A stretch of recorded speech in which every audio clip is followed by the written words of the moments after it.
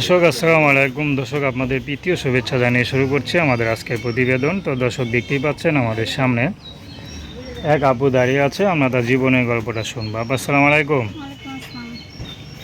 কেমন আছেন? আলহামদুলিল্লাহ। আপু আপনার নাম কি? আফরিন। আফরিন, খুব সুন্দর নাম। আফরিন আপুর বয়সও তো অল্প। আফরিন আপু থাকেন কোথায়? আমি বিক্রমপুর থাকি। আচ্ছা, তা আমাদের ইউটিউবে কী জন্য আসলেন বলেন? ভালো একজন মানুষের জন্য, যে আমার পাশে থাকবে দেখেন। কেমন মানুষ চান? কেমন মানুষ চান? ভালো একজন মানুষ চাই। ভালো মানুষ চান নাকি ভালো টাকাওয়ালা পয়সাওয়ালা চান, কোনটা? না, ভালো টাকাওয়ালা পয়সাওয়ালা হলে যে তার মন ভালো হবে এটা তো কোনো কথা নেই। আচ্ছা, মনটা ভালো। তো সুন্দর হইতে হবে, তার মনও ভালো থাকতে হবে। আচ্ছা, পড়াশোনা করছেন? না, ছোটবেলায় বাবা মা মারা গেছে, পড়াশোনা করতে পারিনি। তো থাকেন কার কাছে? দাদির কাছে। দাদি থাকেন, কাজকাম কে করেন? আমি করি। কি করেন? ছোট একটা চায়ের দোকান আছে আমার দাদির, ওইখানে আমিও থাকি, আমার দাদিও থাকে।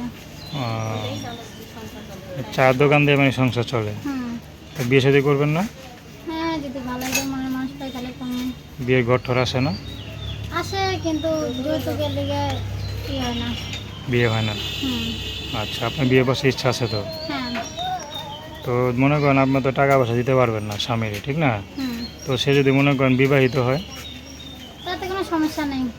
কারণ একদিক দিয়ে সার দিতে হইব, ঠিক না? সেও সার দিবে, আপনার তো সার দিতে হইব। হ্যাঁ, কারণ আপনি যদি অবিবাহিত বড়লোক ছেলে খোঁজেন, সে তো আপনাকে বিয়ে করবে না। কারণ তার মতো আপনার বড়লোক হইতে হইব, পয়সা থাকতে হইব না? হ্যাঁ। আপনার এতিম মেয়ে যদি কোনো এতিম ছেলে বিয়ে করতে চায়, আপনি করবেন? হ্যাঁ, সে তাহলে আমার মনে কষ্ট বুঝতে পারবে যে আমি এতিম, সে এতিম। তো দর্শক, আপনার আফরিন না? হ্যাঁ। তো তার কথাটা শুনলেন। তার নাম্বারটা 013083472669। নাম্বারটা আবারও বলছি, 013083472669। তো দর্শক, প্রেম ভালোবাসা, সাহায্য সহযোগিতা, বিয়ে শাদী করা একান্ত আপনাদের ব্যক্তিগত ব্যাপার। আসুন আমরা 5 ওয়াক্ত নামাজ পড়ি, সর্বদা দেশে সেবা করি। আসসালামু আলাইকুম।